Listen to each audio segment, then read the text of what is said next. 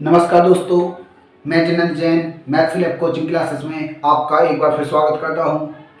आज हम आपको 1.2 प्रश्नावली कक्षा 10वीं गणित विषय से संबंधित यहाँ पर पढ़ाएंगे। 1.2 प्रश्नावली में जैसा कि दिया गया है कि संख्याओं के पहले गुणनखंड ज्ञात करना अभाज्य गुणनखंड विधि से, जो कि हम पिछली कक्षाओं में पढ़ चुके हैं। शॉर्टकट मेथड जो चल रही थी उस क्लास में हमने आपको अभाज्य गुणनखंड विधि कैसे, उससे लघुत्तम और महत्तम कैसे ज्ञात करते हैं, यह सब मैंने बताया था। आप चाहें तो उसे डिस्क्रिप्शन बॉक्स में जाकर उसको देख। एक्सरसाइज 1.2 है। उस एक्सरसाइज में पहला सवाल, निम्नलिखित संख्याओं को अभाज्य गुणनखंडों के गुणनफल के रूप में व्यक्त करना है। उसमें संख्या क्या दी गई है? पहली संख्या 140, दूसरी 156, तीसरी 3825, चौथी संख्या है 5005 और पांचवी संख्या है 7429। दोस्तों यहाँ पर हम 2 या 3 क्वेश्चन करेंगे, इसके बाद आपसे खुद बनने लगेंगे। तो देखते हैं पहले क्वेश्चन को हम अभाज्य गुणनखंड विधि से कैसे करेंगे। 140 है।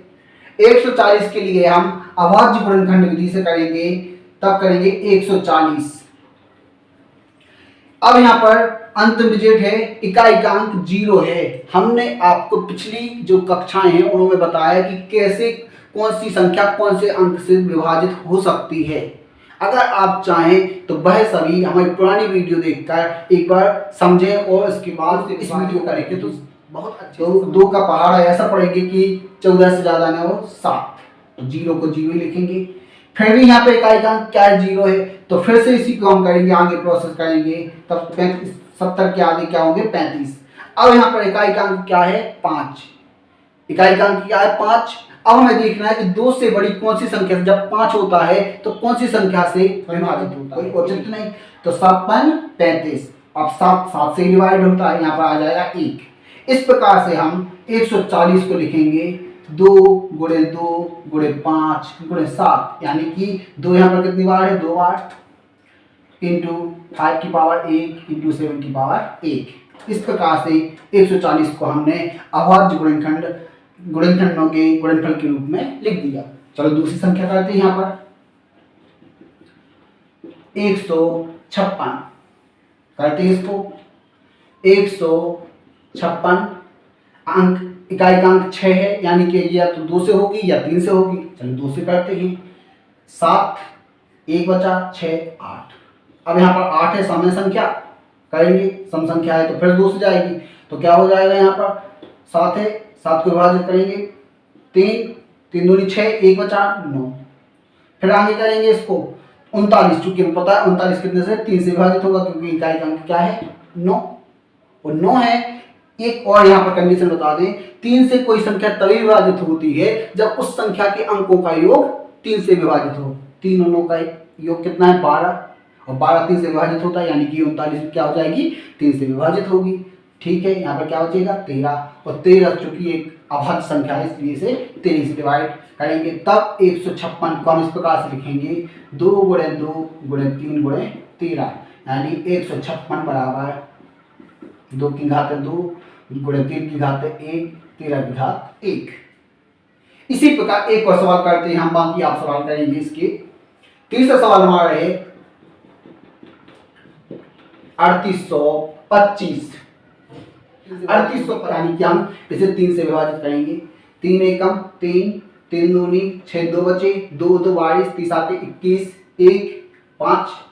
ठीक, फिर से देखेंगे इनके अंक क्या जोड़ने पर 3 से विभाजित होते हैं। 1 2 3 और 7 10 और 5 15, 15 3 से विभाजित होता है, यानी कि ये फिर से 3 से विभाजित होगी। 4 4 की 12 7 1 7 दूनी वो 3 दूनी 6 1 5 5। फिर देखें इनको योग करेंगे, 4 2 6 और 5 11 11, जो कि 3 से विभाजित नहीं होती, यानी कि 3 से विभाजित नहीं होगी। 5 है पीछे तो 5 से 100% होगी, यानी कि 5 से करेंगे तो 5 40, 2 बचे 2 5 85 हो गए।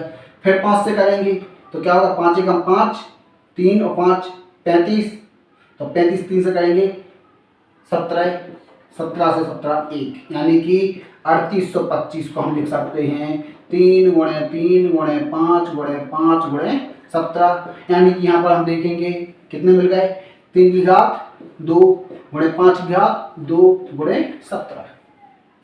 इस प्रकार से हमने अभाज्य समाजों की है पूर्णांकों के निम्नलिखित युग्मों के HCF और LCM ज्ञात कीजिए तथा इसकी जांच कीजिए कि दो संख्याओं का गुणनफल बराबर HCF गुणे LCM, जिसमें से पहली संख्या है 26 और 91, दूसरी संख्या है 510 और 92, तीसरी संख्या है 336 और 54।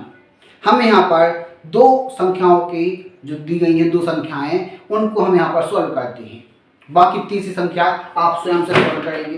तीसरा जो सवाल है उसमें वो आप स्वयं करेंगे। तो पहला सवाल था हमारा 26 और 91, इसका हमें एलसीएम भी निकालना है, एचसीएफ भी निकालना है, लेकिन कौन सी विधि से, अभाज्य गुणनखंड गुणनफल विधि से। तो 26 और 91 का पहले तो हम क्या करेंगे, अभाज्य गुणनखंड करेंगे। तो 26 के अभाज्य गुणनखंड क्या हो जाएंगे, 26 2 से काटेंगे 13, 13 से जाएंगे, यहाँ पर क्या बचेगा 1, यानी कि इसके अभाज्य गुणनखंड होगा 2 गुणे 13। क्लियर। दूसरी संख्या है हमारे पास 91, 91 के करेंगे हम 91 को डिवाइड करेंगे 7 से, 13 और 13 को डिवाइड करेंगे तो 1, तो यहाँ पर क्या हो जाएगा 91 के 7 गुणे 13। ठीक। अब हमारे लिए क्या निकालना है, यहाँ पर सबसे पहली बात क्या दी है, एचसीएफ निकालना है और दूसरी क्या निकालना है, एलसीएम निकालना है। तो HCF, HCF highest common factor, highest लिखा यानी सबसे बड़ा, कॉमन जो दोनों में कॉमन हो, फैक्टर गुणनखंड, यानी कि इन दोनों में क्या कॉमन है, इन दोनों में देखिए 13 कॉमन है 26 में भी, और सॉरी यहाँ पे 91 लिखना था, 96 नहीं 91, 91 में क्या है कॉमन 13। तो एचसीएफ क्या हो गया दोनों संख्याओं का, 26 का 91 का एचसीएफ क्या मिला हमें 13।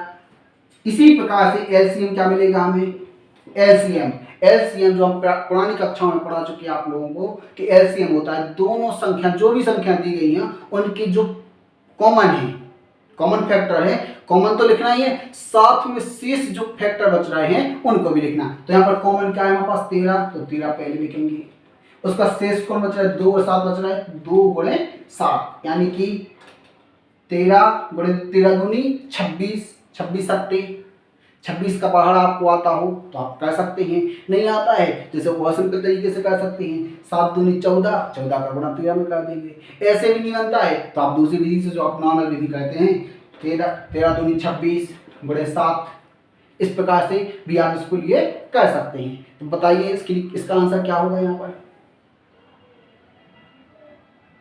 यहाँ पर 26 का पहाड़ा आपको आता है, तब बताइए इसका यहाँ पर आंसर क्या होगा।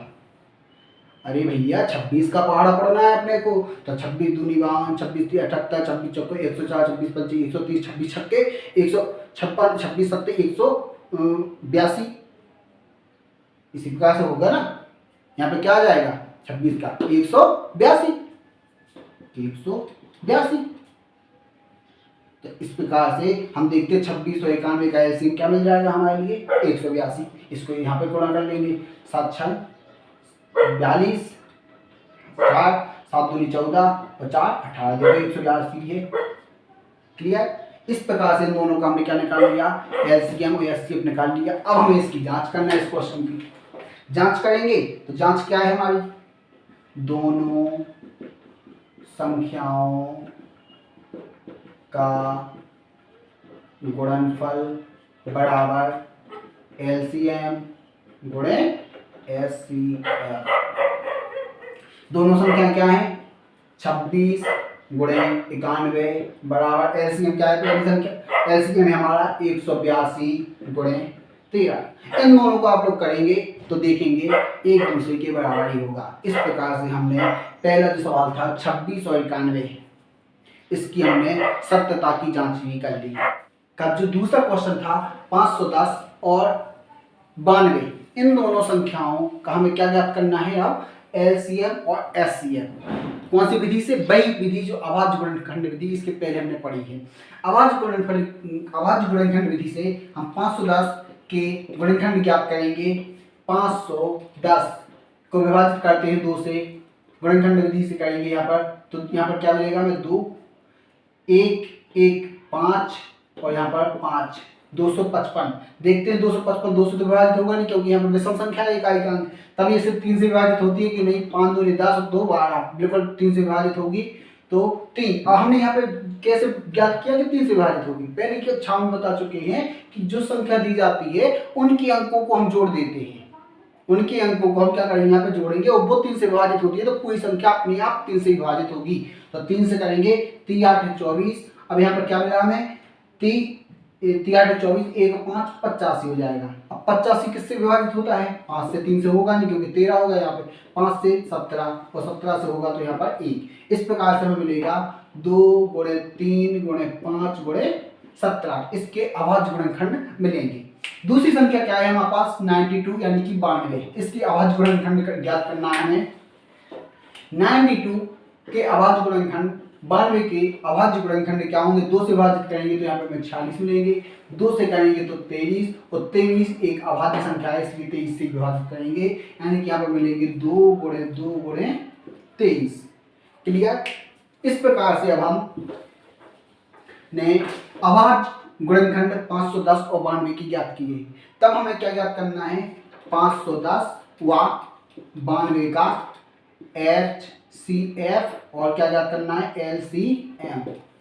HCF क्या होगा? HCF का पता है, अभाज्य गुणनखंड जो कॉमन होते हैं दोनों संख्याओं में, वही उसका HCF होता है। यानी कि यहाँ पर कॉमन क्या है? 2, ओनली 2 है ना, तब यहाँ पे इसका HCF क्या हो जाएगा? 2। और LCM क्या होगा इन दोनों का? LCM वही संख्या होती है, दोनों संख्याओं के अभाज्य गुणनखंड जो कॉमन है वो पहले लिखते हैं, उसके बाद शेष बचती है जो संख्याएं, यानी कि जो शेष गुणनखंड हैं उनको लिखते हैं। तो ऊपर वाली संख्या में 3 × 5 × 17 × 2 × 23। क्लियर? इसका यानी कि LCM क्या हो जाएगा? करेंगे गुणा यहाँ पर 2 3 दूनी 6 6 दूनी 12 12 पंचे 60 × 17 × 23। क्लियर? अब इसके लिए हम गुणा कर लेंगे, और जो भी हमें प्राप्त होगा वो क्या होगा? हमारा अभाज्य गुणनखंड विधि से 510 और 92 का LCM होगा। चलो इसके लिए हम सॉल्व भी करते हैं। 17 का 23 में गुणा करेंगे, 17 दूनी 34 17 3 51, 17 दूनी 34 और 5 34 और 5 39 × 60 करते हैं हम। फिर यहाँ पर इसका तो 6 का 6 9 6 54, 4 से 5 9 6 दूनी 12 6 18 और 5 23 और 0 है जो, यानी कि LCM क्या प्राप्त होगा हमें? 23,460। हमें इसको सत्यापित करना है। सत्यापित करने के लिए क्या करना है? दोनों संख्याओं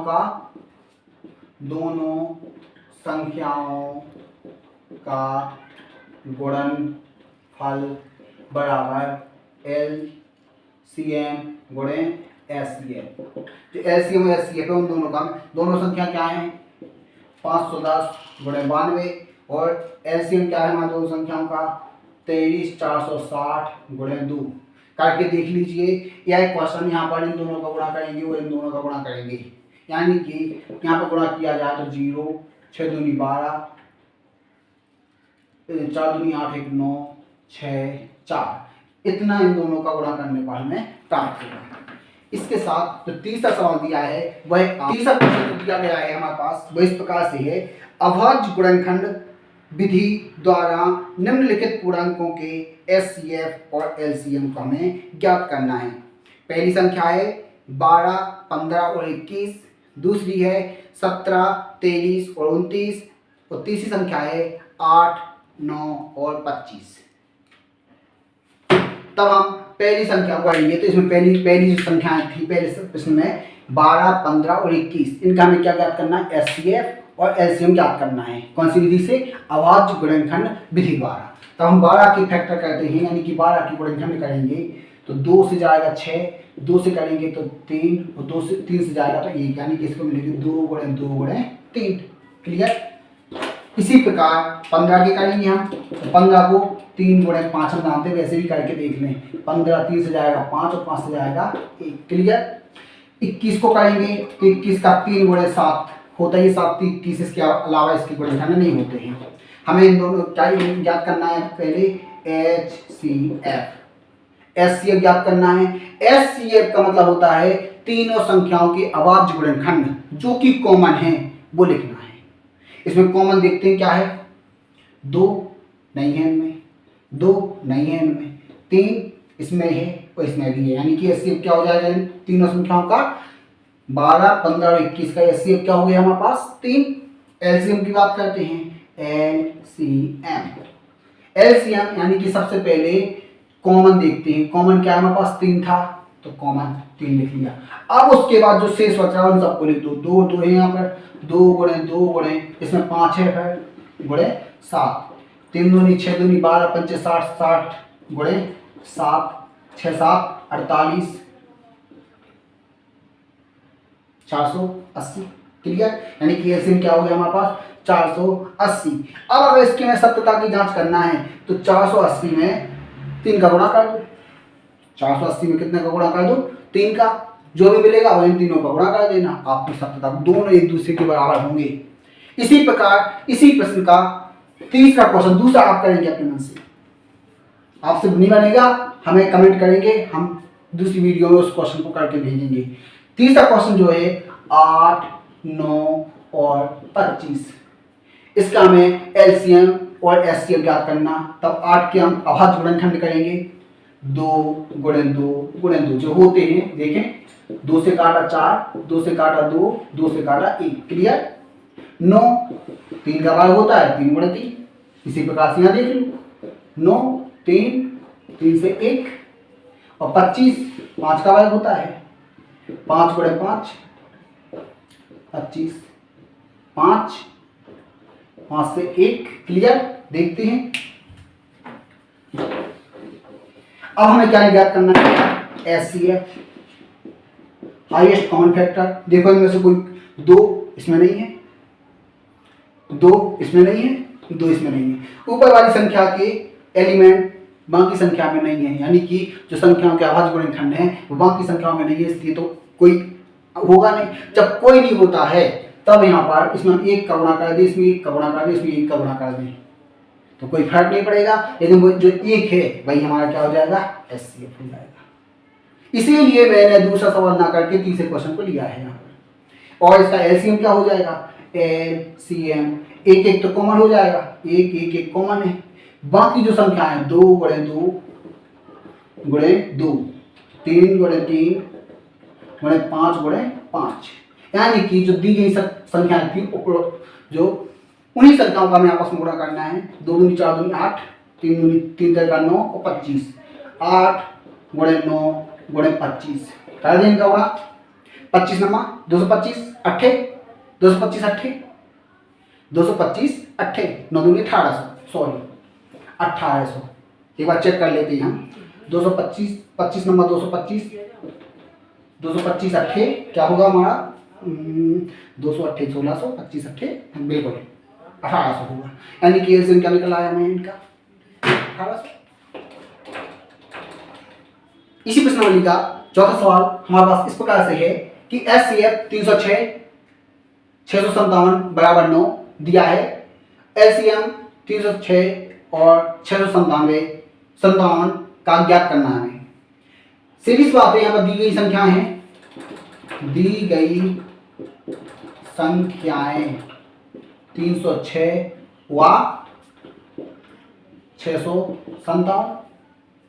एलसीएम दोनों संख्याओं का एलसीएम दिया नहीं है, एचसीएफ क्या दिया है 9। एलसीएम हमें क्या ज्ञात करना है, एलसीएम हमें ज्ञात करना है। हम जानते हैं क्या जानते हैं, दोनों संख्याओं का गुणनफल बराबर एलसीएम गुणे एचसीएफ एफ, यही होता है ना, दोनों संख्याओं का गुणनफल गुणे एलसीएम बराबर एलसीएम गुणे एचसीएफ। दोनों संख्याएं क्या हैं, 306 गुणे 697। एलसीएम क्या हमें दिया नहीं गया है, एलसीएम। एचसीएफ दिया है 9 है। चूंकि यहाँ पे गुणा में है तो इस साइड आएगा, क्या हो जाएगा, भाग में हो जाएगी। 306 6 5 7 डिवाइडेड बाई 9 बराबर एलसीएम। 9 से विभाज्य हो रही है कि नहीं, देखें 306 संख्या 9 से विभाज्य हो जाएगी। तो कैसे, 306 के अंकों को जोड़ें, 0 3 0 3 और 6 9 9 9 से विभाज्य होगा, यानी कि 9 से इसे विभाजित करेंगे, क्या मिलेगा हमें, देखते हैं यहाँ पर 306 को 9 से, 9 दूनी 18 9 3 27 3 6 9 14 36, क्लियर। यानी कि क्या मिला हमें, 34 गुणे 6 9 7 बराबर एलसीएम। इन दोनों का हम गुणा कर देंगे तो हमारे लिए एलसीएम प्राप्त होगा, यानी कि हम यहाँ पे एलसीएम ज्ञात करेंगे। 6 9 7 गुणे 34 करेंगे, इतना पहाड़ा तो नहीं आते, मुझे 30 तक ही आते हैं, चलो करते लेंगे इसको। 7 28 36 और 2 38 24 27 7 21 9 3 27 और 2 29 24 सॉरी 18 18 और 2 20 8 9 6 2 और 2 22,600, यानी कि एलसीएम का मिला 22,698। क्लियर। इस प्रकार से हमने इसका एलसीएम ज्ञात कर लिया। इसी प्रश्नावली का 5वां सवाल दिया गया है, जांच कीजिए कि क्या किसी प्राकृत संख्या n के लिए संख्या 6 की पावर n यानी 6 की पावर n अंक 0 पर समाप्त हो सकती है। अब इसकी हमें जांच करना है। तो हम जांच करने के लिए क्या करेंगे, सोल्व करके इसको 6 की पावर n के लिए हम अभाज्य गुणनखंडों के रूप में व्यक्त करेंगे। 2 गुणे 3 की घातें n हो जाएंगी। 2 गुणे 3 की घात क्या है, n है। क्लियर। अब यदि यहाँ पर 5 तो है नहीं, 2 और 5 होता, 2 में हम 5 का गुणा करेंगे तो क्या हो जाएगा, 10, यानी कि 0 होगा। चूंकि एक और कंडीशन समझ लें, यहाँ पर अगर कोई भी संख्या 5 0 पर समाप्त होती है, उसके लिए क्या क्या जरूरी होना चाहिए, उसके अभाज्य गुणन जो गुणनखंड है 2 और 5 होना जरूरी है। अगर उस संख्या में 2 और 5 है तब वह संख्या सदैव क्या होगी, 0 पर समाप्त होगी। और 2 और 5 नहीं है तो वह संख्या कहां नहीं होगी, 0 पर समाप्त नहीं होगी। चूंकि यहां पर लिखेंगे हम नहीं, क्योंकि 6 के अभाज्य गुणनखंड में 2 तो विद्यमान है किंतु 5 विद्यमान नहीं है।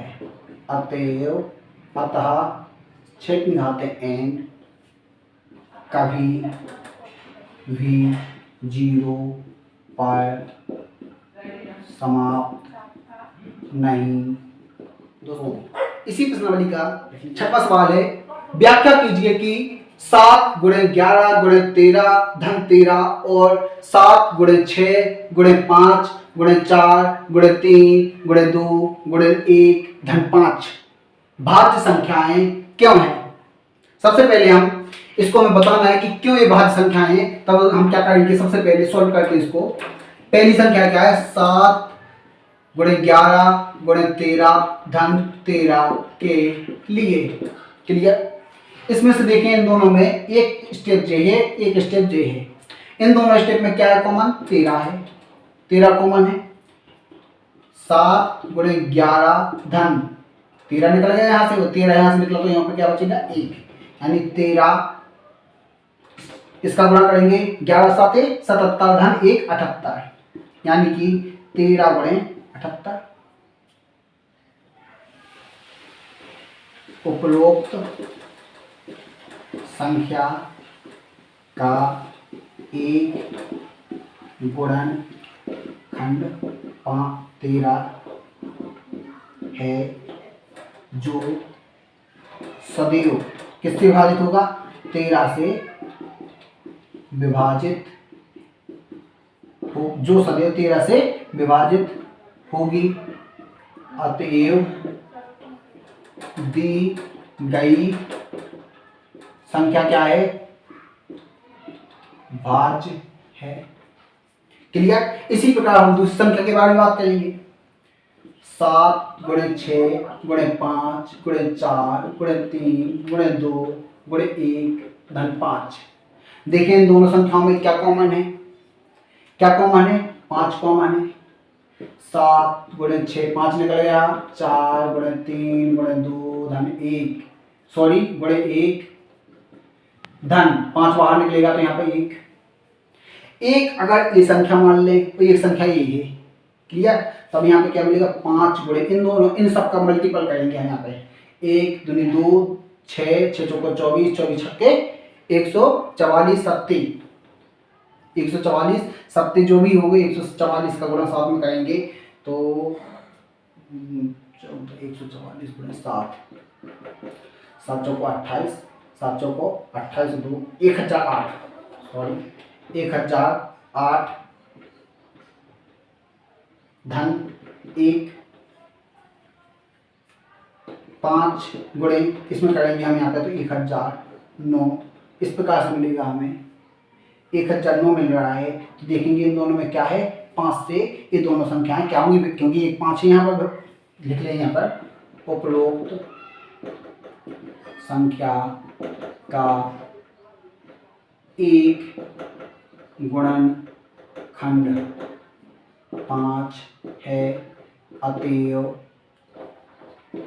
अतः दी गई संख्या सदैव 5 से विभाज्य होगी। क्या होगी? 5 से विभाज्य होगी। जब 5 से, देखो एक गुणनखंड है तो ये क्या होगी? 5 से विभाज्य होगी। जैसे कि यहाँ पे बात समझने की है कि ये इसका गुणनखंड है तो वो विभाज्य होगी। क्यों होगी? जैसे 10 है, 10 2 से विभाज्य होता है, 5 से विभाज्य होता है, लेकिन इसके लिए 2 गुणे 5 है, यानी कि आप लिख सकते हैं जो दी गई संख्या थी 10 वो 2 से भी होगी 5 से भी। एक इसका गुणनखंड क्या है? 5। किसी खेल के मैदान के चारों ओर एक वृत्ताकार पथ है। कैसा पथ है? वृत्ताकार पथ है। इस मैदान का एक चक्कर लगाने में सोनिया को 18 मिनट लगते हैं, जबकि इसी मैदान का एक चक्कर लगाने में रवि को 12 मिनट लगते हैं। मान लीजिए वे दोनों एक ही स्थान और एक ही समय पर चलना प्रारंभ करके एक ही दिशा में चलते हैं। कितने समय बाद वे पुनः प्रारंभिक स्थान पर मिलेंगे?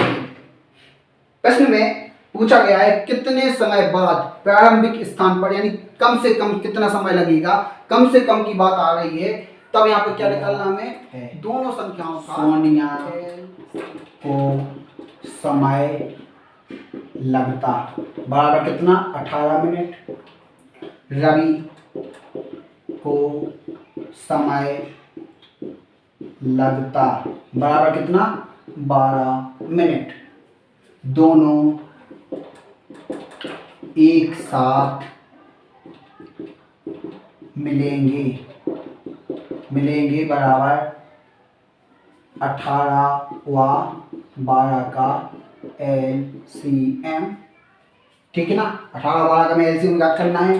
तब 18 के गुणनखंड क्या होंगे? 2 2 3 3 कैसे होंगे? 18 2 से विभाजित करेंगे 9, 3 से विभाजित करेंगे 3 और 3 से विभाजित करेंगे 1। क्लियर? इसी प्रकार 12 के अभाज्य गुणनखंड देखेंगे 2 6 बचेंगे यहाँ पर 2 3। क्लियर? यानी कि 18 व 12 का LCM क्या हो जाएगा? पहले तो कॉमन देखते हैं। यहाँ पर 2 है कॉमन, 3 है कॉमन और शेष क्या बचा? 3 गुणे 2। शेष क्या बचा? 3 गुणे 2। 3 दूनी 6 6 18 दूनी 36 मिनट। यानी कि दोनों कब मिलेंगे आपस में? 36 मिनट पश्चात दोनों मिलेंगे। लिख देंगे यहाँ पर। अतः सोनिया व रवि 36 मिनट बाद आपस में मिलेंगे। धन्यवाद दोस्तों। अगर आपको ये प्रश्नावली समझ में आई है तो हमारे चैनल को सब्सक्राइब करना ना भूलें। धन्यवाद।